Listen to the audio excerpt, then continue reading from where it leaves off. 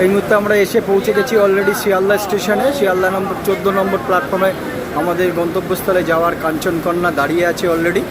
13150 down Kanchenjunga express.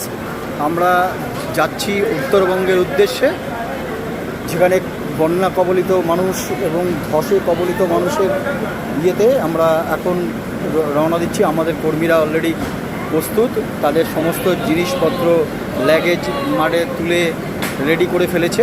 দেখতে পাচ্ছেন এই যে সমস্ত মাল লোড হচ্ছে, এগুলো সব হচ্ছে কাঞ্চনকন্যা আমাদের লোড হবে। এই নিয়ে আপাতত যাত্রীর আনাগোনা বহুত প্রচুর। এই মুহূর্তে আমাদের কর্মীরা সব দাঁড়িয়ে আছে, আমাদের সংগঠনের সমস্ত কর্মীরা দেখতে পাচ্ছেন আপনি। সমস্ত যা হচ্ছে আমি বলেছিলাম আপনাদের টাইম টু টাইম আপডেট দেবো। আমাদের কর্মীরাও এগিয়ে আসছে ক্রমশ। এই আছে কাঞ্চনকন্যা যাচ্ছে। আমরা মুরুক এবং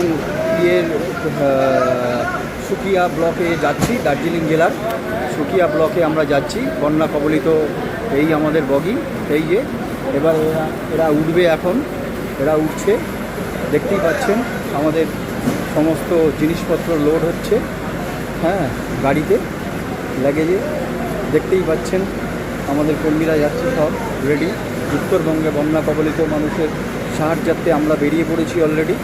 সারা ভারতবর্ষের যেখানে যা অবস্থা হয় আমাদের কর্মীরা উঠছে, দেখতে পাচ্ছেন, হ্যাঁ, উঠছে, গাড়িতে উঠে পড়লো। কিছুক্ষণের মধ্যে গাড়ি ছেড়ে দেবে।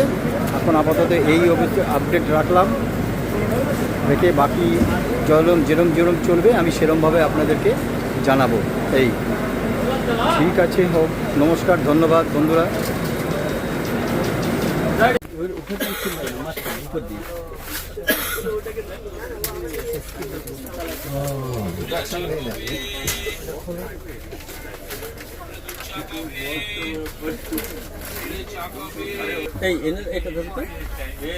হ্যাঁ দাদা, আপনারা যাচ্ছেন উত্তরবঙ্গে মিরিকের অসহায় মানুষদের পাশে দাঁড়াতে।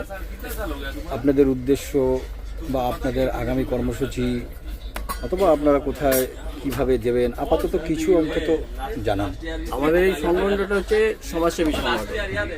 আমরা 2004 থেকে জনগণের সাধারণ মানুষের সাহায্যার্থে আমরা এগিয়ে যাই। যেখানে যাওয়া হয় বাংলা পুরো মানে সমুদ্র থেকে আমরা কন্যাকুমারী পর্যন্ত আমরা ছুটে গেছি, কাশ্মীরেও আমরা গেছিলাম। আমরা এবারের উদ্দেশ্য হচ্ছে আমরা মিরিকের সমস্ত গ্রাম, যে গ্রামগুলো বিধ্বস্ত হয়েছে সেই গ্রামগুলোতে আমরা এই মাল নিয়ে যাচ্ছি এবং এর আগেও আমরা গেছি, আজও যাচ্ছি।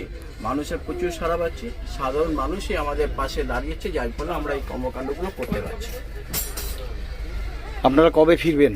আমরা ফিরব 14 তারিখ। 14 তারিখ দিয়ে। ঠিক আছে।